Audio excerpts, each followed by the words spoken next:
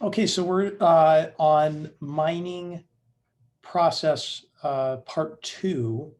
We're just going to keep kind of breaking these down per section just so we can get the details. So the inquiry attributes, the first section here is asset description. So we want to be able to describe, information about the property. So square footage, how many units, what's the land size, the building, the condition of the property when it was built,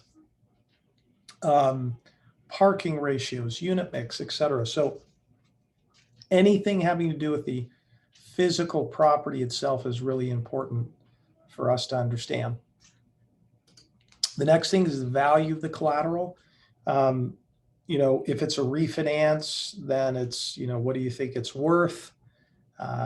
They might give you some gauge, or you might have to call some commercial brokers. We're trying to get a sense for what we think that's worth. If it's a new construction, it's going to be the total cost. If it's a purchase, it's going to be the purchase price, plus if there's any improvements on top of that. So we want to get a real good sense on the value of the collateral. If it's owned, are you looking to sell?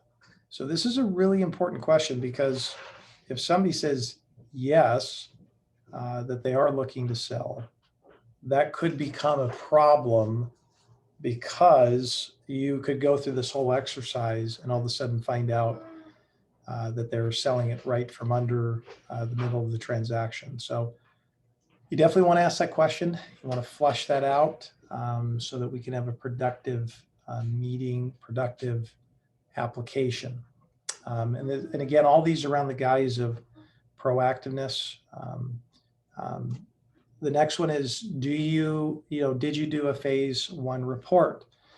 If the individual owns his or her property, it is critical, I cannot say this enough, to ask if they've done a phase 1 report. If they have not, that is a stop, because that'll kill a deal. If all of a sudden there's underground leaking storage tanks, or used to be a gas station, or whatever it is, you have to, you really have got to make sure that a phase 1 gets done, or we address the issue. We've had a couple of deals blow up just because of that.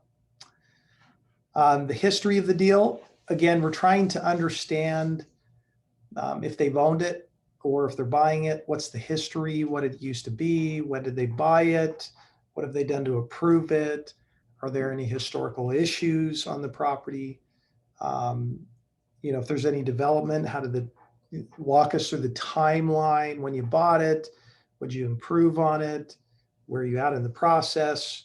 So you're trying to walk through a timeline so you can understand the history of the property.